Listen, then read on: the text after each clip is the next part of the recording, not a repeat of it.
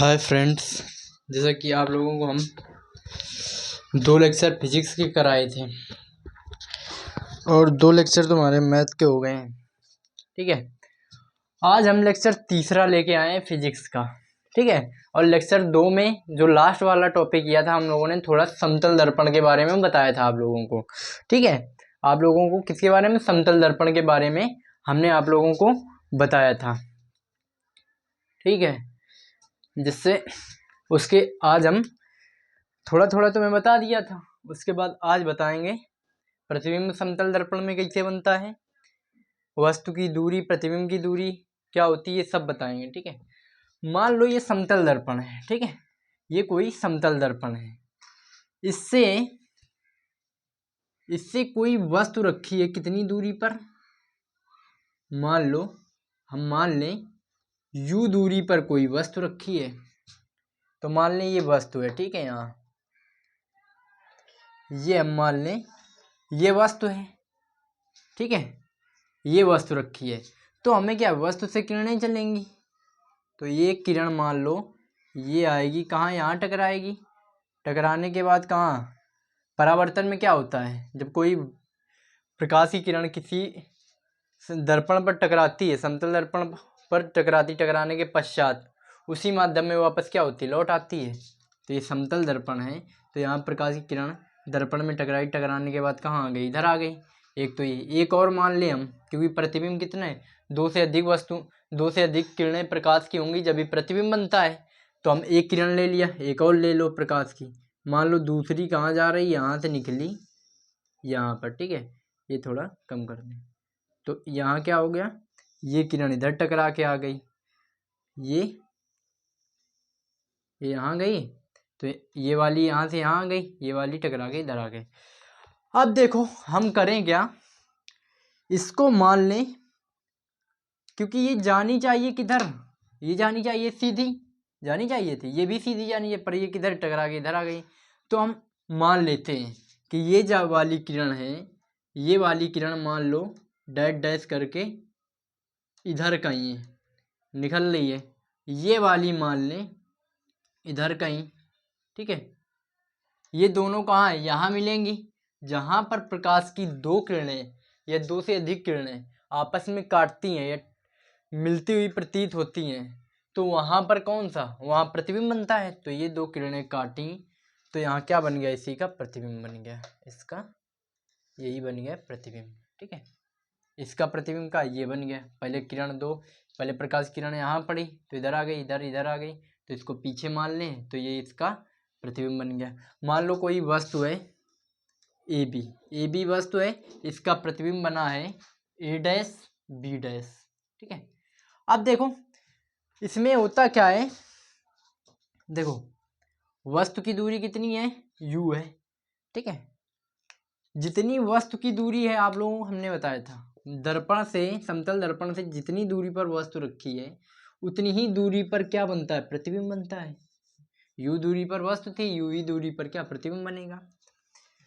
और जितनी बड़ी वस्तु होगी उतने बड़ा उसका प्रतिबिंब बनता है, जितनी बड़ी वस्तु होगी उतना बड़ा उसका प्रतिबिंब बनता है। अब देखो, ठीक है, ये u दूरी पर है, यूं, ठीक है, तो इसमें पहला पॉइंट लिखना आप लोग। ठीक है, ए नंबर। ठीक है, प्रतिबिंब कैसा बनता है, प्रतिबिंब कैसा होता है, आभासी होता है, आभासी सीधा आभासी होता है। देखो आभासी है, सीधा है। ठीक है, और वस्तु के आकार का, ठीक है, प्रतिबिंब कैसा है, आभासी, सीधा और वस्तु के आकार का। समतल दर्पण में प्रतिबिंब आभासी होता है, सीधा होता है और वस्तु के आकार का होता है। उसके बाद बी पॉइंट क्या लिखेंगे, बी पॉइंट लिखेंगे वस्तु की दूरी, वस्तु की दूरी जो है किसके बराबर होती, प्रतिबिंब की दूरी, प्रतिबिंब बिंब की दूरी के समतल दर्पण में जितनी दूरी पर वस्तु रखी होगी दर्पण से उतनी दूरी पर क्या प्रतिबिंब की दूरी होगी। ठीक है, दर्पण से। ठीक है, समतल या लिख देते हैं समतल दर्पण से वस्तु की दूरी और समतल दर्पण से प्रतिबिंब की दूरी। ठीक है, क्या होती है, बराबर होती है। जितनी दूरी ये होगी उतनी दूरी पर वस्तु बना होगा। ठीक है, यू दूरी पर थी यू दूरी पर। अब देखो तीसरा पॉइंट है, यहाँ से क्या निकलेगा, सी नंबर, सी पॉइंट क्या है, जितनी लंबी वस्तु है, जितनी वस्तु की लंबाई है उतनी ही लंबी क्या होगा, हमारा प्रतिबिंब होगा। तो क्या लिख सकते हैं, यानी कि हम डायरेक्ट लिख रहे हैं। ठीक है, बी ए मतलब वस्तु की लंबाई क्या है, बी ए क्या है, या ए बी लिख दो। ठीक है, ए बी क्या है, वस्तु की लंबाई, ए बी की लंबाई यानी कि वस्तु की लंबाई, ए बी क्या है, वस्तु है, और ए डैश और बी डैश की लंबाई क्या होती, बराबर होती दोनों की। यानी कि ए बी यानी वस्तु की लंबाई, ए डैश बी डैश मतलब प्रतिबिंब की लंबाई क्या है, बराबर होती है। ऐसे समतल दर्पण में वस्तु की दूरी, समतल दर्पण से वस्तु की दूरी और समतल दर्पण से प्रतिबिंब की दूरी क्या होती, सदैव बराबर होती। ऐसे प्रतिबिंब यहाँ कौन सा बनता है, आभासी सीधा वस्तु के आकार का। ठीक है, जितनी बड़ी ये जितना बड़ा ये बनेगा। अब तुमसे पूछ ले, ठीक है, ये याद रखना इम्पोर्टेंट है, बोर्ड एग्जाम में पूछे जाता है।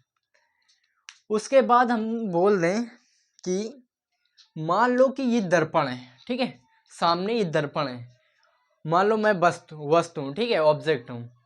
मान लो मैं जितनी स्पीड में समतल दर्पण की तरफ भागूंगा, मान लो जितनी स्पीड में मैं इस बोर्ड की तरफ भागूंगा तो उतनी स्पीड में प्रतिबिंब क्या होगा, बोर्ड की तरफ आएगा।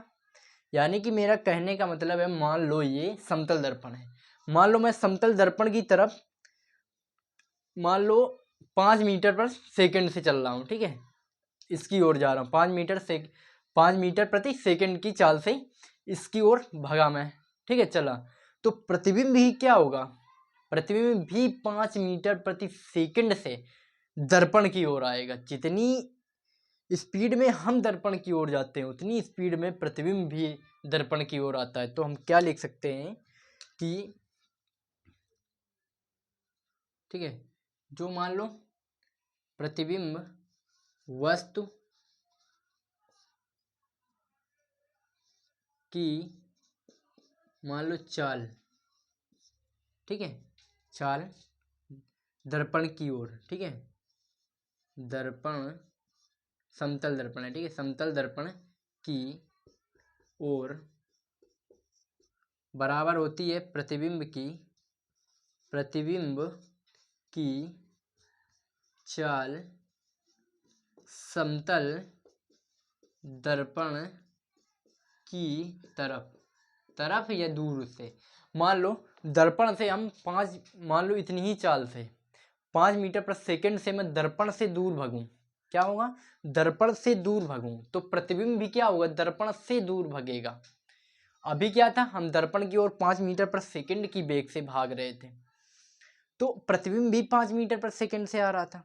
अब हम दूर भाग रहे हैं 5 मीटर पर सेकंड दर्पण से, समतल दर्पण से, प्रतिबिंब भी क्या होगा, दूर भागेगा। इतना समझ में आया होगा। अब मान लो कि समतल दर्पण है तो ये क्वेश्चन इसमें बन जाता है। ठीक है, कि पूछेगा कि बताइए, बोर्ड एग्जाम में तुम्हारा ऑप्शन में आ जाएगा, पूछेगा बताइए कि वस्तु की लंबाई, वस्तु का प्रतिबिंब, कोई वस्तु है उसका प्रतिबिंब देखने के लिए कितनी लंबाई का समतल दर्पण की आवश्यकता होती है। कि कोई वस्तु है उसका पूरा आकार हमें प्रतिबिंब के सामने देखना है, हम कितना न्यूनतम लें, कि कितना कम से कम दर्पण लें कि हमारा पूरी बॉडी दर्पण में पूरी आ जाए। कम से कम कितना दर्पण लें, तो क्या करेंगे, आधा दर्पण लेंगे, वस्तु की आधी दूरी, वस्तु की लंबाई की आधी ले लें अगर दर्पण का। ठीक है, तो कितनी ले लें, आधी, तो इसका पूरा प्रतिबिंब कहाँ, यहाँ बन जाएगा। तो लिखेंगे क्या,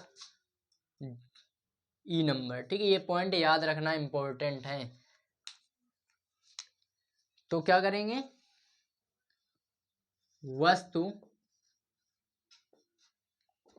का पूरा आकार देखने के लिए, आकार देखने के लिए समतल दर्पण, मान लो दर्पण की, तो वस्तु का पूरा आकार देखने के लिए दर्पण वस्तु की आधी लंबाई का होगा, वस्तु की आधी लंबाई का होगा। कितना होना चाहिए, आधी लंबाई का होना चाहिए। ठीक है, ये हो गया। ये पॉइंट, इससे क्वेश्चन बनता है। मान लो ये तो जितने हमने पॉइंट 5 बताए हैं, पांचों से क्वेश्चन बनता है। हम बताएंगे कैसे क्वेश्चन आएंगे अभी। ठीक है, इतना पहले देख लो। ठीक है, समझ में आ गया होगा। अब हम आगे बात करते हैं, क्वेश्चन की बात करते हैं, क्वेश्चन कैसे बनेंगे इसमें। ठीक है, क्वेश्चन कैसे बनेंगे वो देख लेते हैं। समतल दर्पण रिलेटेड जो क्वेश्चन आएंगे, ये देखो, प्रकाश परावर्तन अपवर्तन है, ये क्लास 10th वाले भी देख सकते हैं, क्लास 10th वाले भी, क्योंकि ये 10th में पहला चैप्टर है। ये वाली क्लास 10th वाले लड़के भी देख सकते हैं। ठीक है, इतना है। ठीक है, मान लो अब ये हम मिटा दें, ये वाला हटा दें, अब सवाल बनाते हैं इससे। हमसे बोल दे, मान लो कि एक क्वेश्चन कोई दिए, ठीक है, कोई क्वेश्चन है 1 नंबर करा, एक वस्तु है जो, इससे देखना एक, कितने क्वेश्चन बनते हैं इससे, एक वस्तु 5 मीटर दूरी पर, एक वस्तु 5 मीटर दूरी पर समतल दर्पण से दूर रखी। ठीक है, एक वस्तु 5 मीटर प्रति मीटर दूरी पर समतल दर्पण से दूर रखी है। ठीक है, समतल दर्पण से दूर रखी है। ठीक है, और बोल दे, और वह ठीक है, पहले इतना ही करो, दूर रखी है तो प्रतिबिंब की दूरी ज्ञात कीजिए। किसकी, प्रतिबिंब की दूरी पहला पॉइंट दे देगा। ठीक है, समतल दर्पण से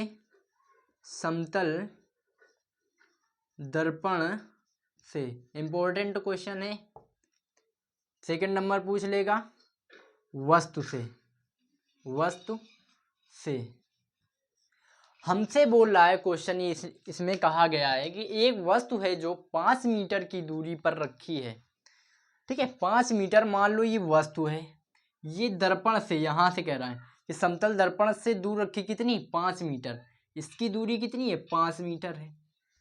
तो हमसे कह रहा है समतल दर्पण से प्रतिबिंब की दूरी, किसकी, प्रतिबिंब की दूरी समतल दर्पण से। अब देखना, ये समतल दर्पण हमने एक पॉइंट तुम्हें बताया था, अभी लिखाए थे जो समतल दर्पण इससे पहले। तो हमने क्या कहा था, समतल दर्पण की जो दूरी होती है, समतल दर्पण से जो वस्तु की दूरी होती है, वही समतल दर्पण से प्रतिबिंब की दूरी होती है। क्या होती है, बराबर होती है। समतल दर्पण से वस्तु की दूरी, समतल दर्पण से वस्तु की दूरी और समतल दर्पण से प्रतिबिंब की दूरी क्या होती है, सदैव बराबर होती, मतलब बराबर होती है। अब ध्यान रखना, तो पहला पॉइंट क्या था, समतल दर्पण से क्या होगी, प्रतिबिंब की दूरी। तो हम क्या लिख लें, समतल दर्पण से प्रतिबिंब की दूरी, किसकी, प्रतिबिंब की दूरी।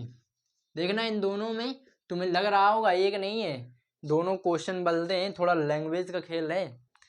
अब देखो समतल दर्पण से हमने क्या प्रॉपर्टी एक पढ़ी थी कि जो समतल दर्पण से वस्तु की दूरी होती है उतनी क्या होती है, प्रतिबिंब की दूरी। हमें प्रतिबिंब की कह रहा है एक समतल दर्पण से प्रतिबिंब की दूरी। तो अब समतल दर्पण से ये वस्तु की दूरी कितनी है, 5 मीटर, बराबर किसकी दूरी होती, प्रतिबिंब की दूरी। प्रतिबिंब की दूरी देखो कितना है, 5 मीटर, यही प्रतिबिंब की दूरी हो गई। जितनी दूरी पर वस्तु रखी है समतल दर्पण से उतनी दूरी क्या होती है, उतनी दूरी पर प्रतिबिंब रखा होता है। तो ये क्या होगा, वस्तु की दूरी 5 थी तो 5 प्रतिबिंब की दूरी हो जाएगी, किससे, समतल दर्पण से। एक क्वेश्चन और है इसमें, सेकंड वाला क्या बोल रहा है, कह रहा वस्तु से यानी कि अभी हम यहां से दूरी देख रहे थे प्रतिबिंब की, कितनी आई थी, 5 आई थी, क्योंकि 5 ये तो 5 ये होगी। अब हमसे कह रहा है यहां से ना पूछ के हमसे कह रहा है यहां से बताओ, कहां से बताओ, वस्तु से। तो अब ध्यान रखना, अब पूरा खेल बदल गया, ठीक है भाई। अब देखो 5 तो यहाँ से प्रतिबिंब की दूरी बतानी है, यहाँ से 5 तो ये है, 5 कहाँ ये है, और 5 ये है, तो टोटल कितनी हो जाएगी, ठीक है। प्रतिबिंब की दूरी कहाँ से, वस्तु से प्रतिबिंब की दूरी कितनी है, 5 तो यहाँ से समतल दर्पण से, और 5 कहाँ से है, ये वस्तु है, 5 ये तो कितनी टोटल हो गई, 10, कितनी, 10 मीटर पर। अब ध्यान रखना यहाँ से पूछ रहा है ना कि यहाँ से पूछ रहा था तो हमने 5 लिख दिया था, यहाँ से पूछा तो टोटल कर दे, 5 ये 10 हो गई। ऐसे एक सवाल बनेगा, ठीक है। एक तो ये हो गया, इम्पोर्टेंट है, देख लो। उसके बाद एक और इसी में हम बदल देते हैं, ठीक है, ये तो हो गया। उसके बाद थोड़ा और चेंजेस करते हैं इसमें, ठीक है। अब हमसे बोल दे, ये तो हो गए 3,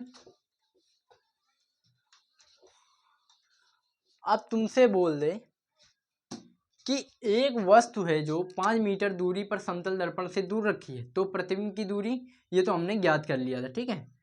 उसके बाद हम तो इतनी दूरी पर रखी है, और वस्तु समतल दर्पण की तरफ, समतल दर्पण की ओर मान लो 6 मीटर प्रति सेकंड के वेग से चलती है, तो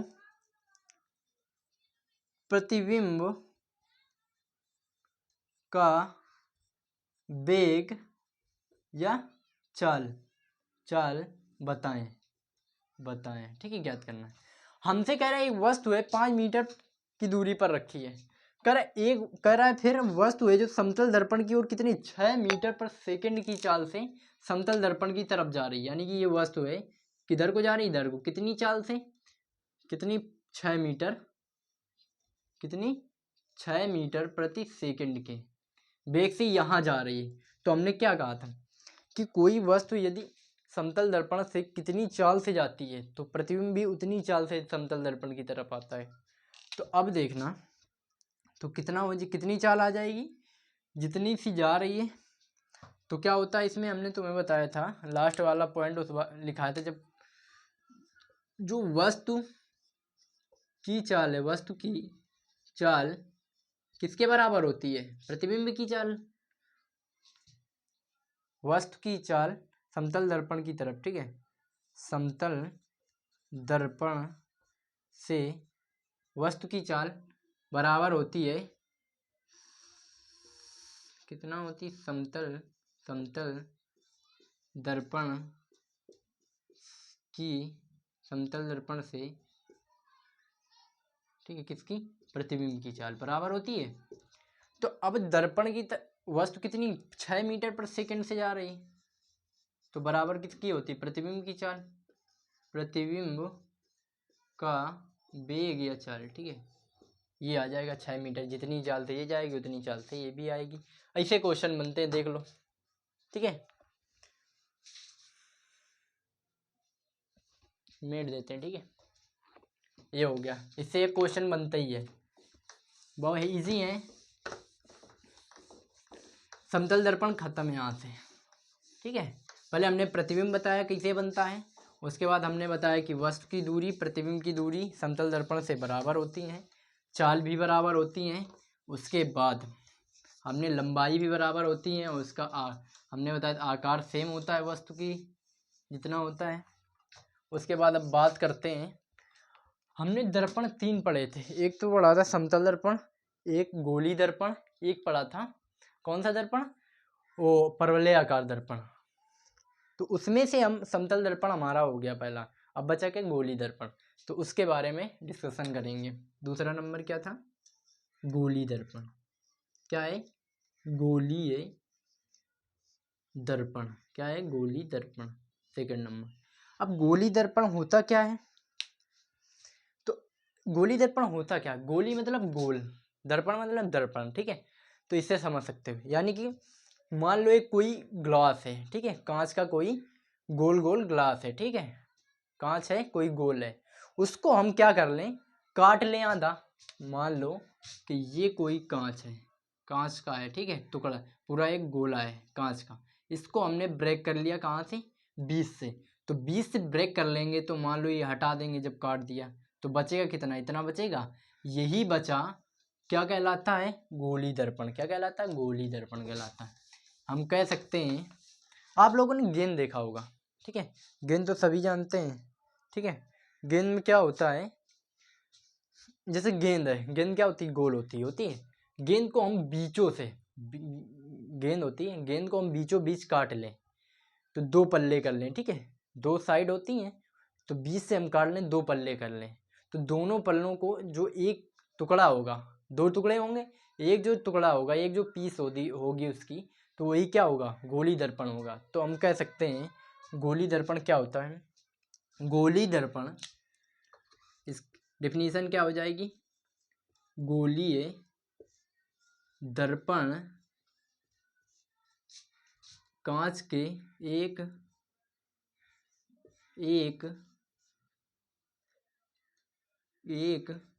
कांच के, गोली दर्पण कांच के खोखले, ठीक है, एक गोली दर्पण एक कांच का, ठीक है, कांच के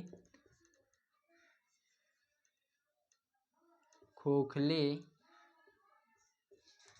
गोले का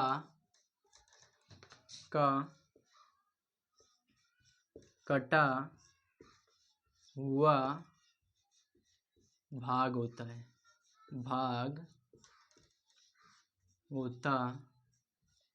ठीक है। ये लिख सकते हैं, गोली दर्पण क्या होता है, एक कांच के खोखले गोले का कटा हुआ भाग होता है। यानी कि हम थोड़ी देर को मान लें कोई ग्लास है, ठीक है, यानी कि वो गेंद है, वो कांच की है, खोखला होता है, गेंद क्या होती है, बीच से खोखली होती है।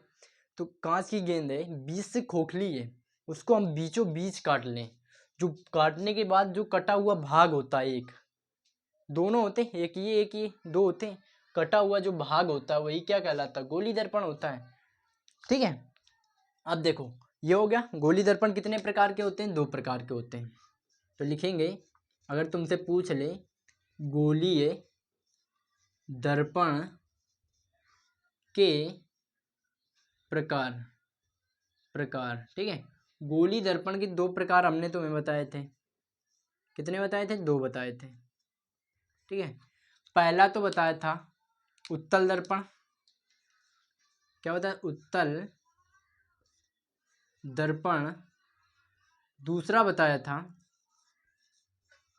अवतल दर्पण, एक हमने बताया उत्तल दर्पण, एक बताया था अवतल दर्पण, ठीक है, ये हमने तुम्हें बताया था। उसके बाद अब बात करते हैं, अब देखो जब कुछ ना समझ में आए, इसमें देखना कैसे याद करना, गोली मतलब गोल, दर्पण मतलब दर्पण, ठीक है, किसी गोल मतलब कांच के खोखला गोला कोई गोल होगा, उसका एक कटा भाग गोली दर्पण होगा। उसके बाद गोली दर्पण के प्रकार दो होते हैं, उत्तल दर्पण और अवतल दर्पण। हम तुम्हें कंसेप्ट भी बताएंगे, उसके बाद तुम्हें प्रश्न से कैसे उत्तर ढूंढने हैं, यानी कि इसी से हम बता देंगे इसकी डिफिनीशन क्या होगी। उत्तल दर्पण, उत्तल से ही हम बता देंगे तुम डिफिनीशन क्या बनानी, रटनी नहीं है तुम्हें। देखो अब बात करते हैं, ये हो गया पहला नंबर क्या है, उत्तल दर्पण, इसकी बात करते हैं। ठीक है, उत्तल दर्पण की बात करते हैं।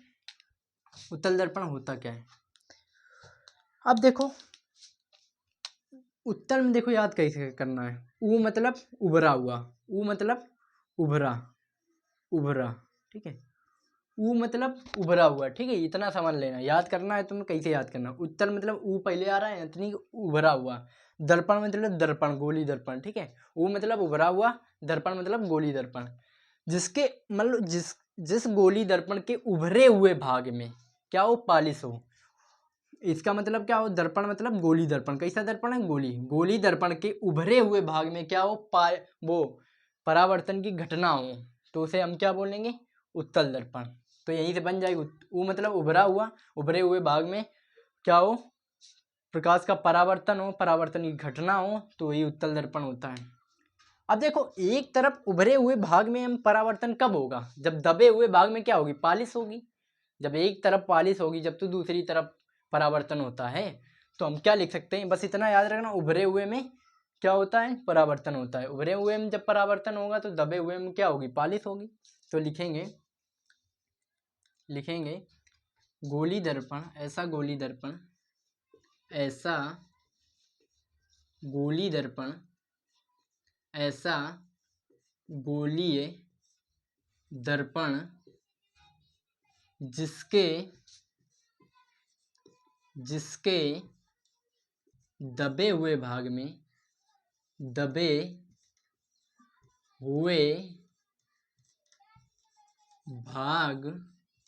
में पालिश की जाती, क्या की जाती है, पालिश की जाती है, पालिश की जाती है, पालिश की जाती है, पालिश की जाती है। दबे हुए भाग में क्या होती है, पालिश की जाती है। और उभरा हुआ भाग के में क्या होता है, उभरे हुए भाग में क्या होगा, परावर्तन की घटना होगी, क्या होगी, उभरे हुए भाग में, ठीक, उभरे हुए भाग में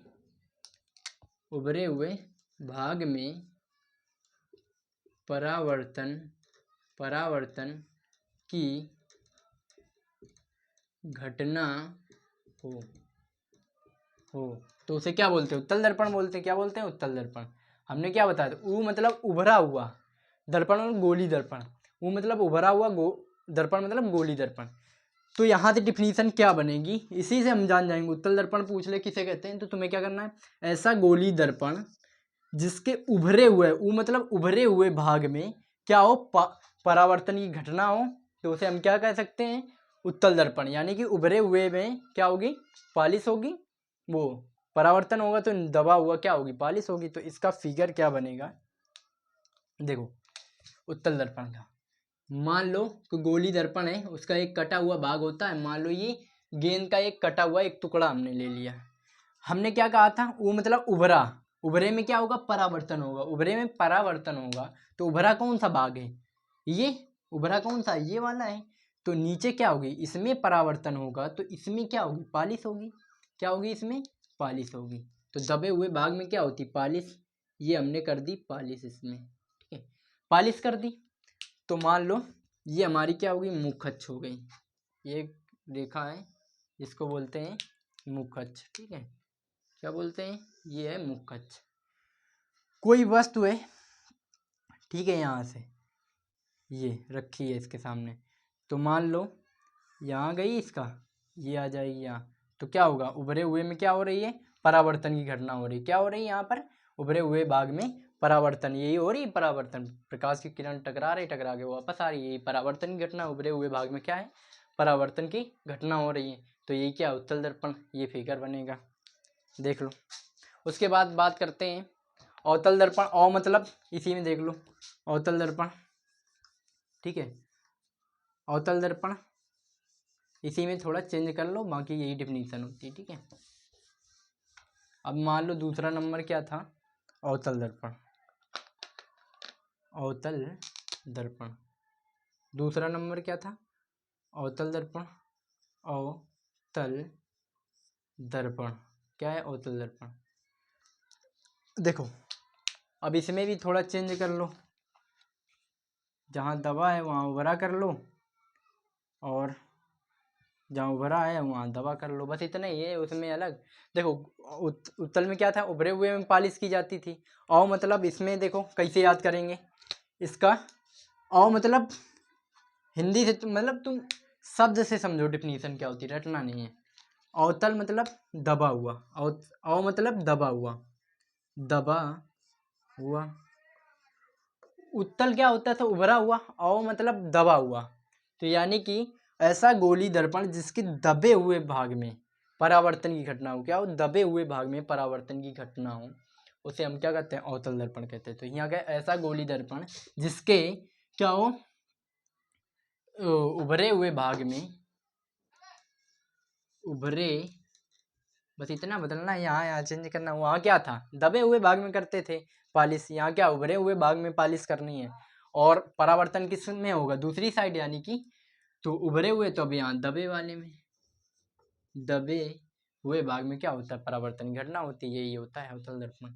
ऐसा गोली दर्पण जिसके उभरे हुए भाग में पालिश की जाए और दबे हुए भाग क्या हो, जिसमें परावर्तन घटना हो।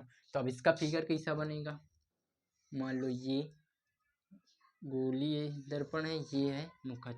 देखो अवतल मतलब अव मतलब दबा हुआ, अव मतलब दबा हुआ, गोली दर्पण जिसके दबे हुए भाग में क्या हो, परावर्तन घटना, यानी कि परावर्तन की घटना यहाँ मिलेगी, तो ना कि यहाँ। जब यहाँ परावर्तन की घटना हो रही, यहाँ प्रकाश किरण आई, यहाँ टकरा के चली गई, तो ये क्या होगा, परावर्तन की घटना। तो इस साइड क्या होगी तुम्हारी, पालिश की जाएगी, यहाँ क्या होगी, पालिश होगी, क्या होगी, पालिश होगी।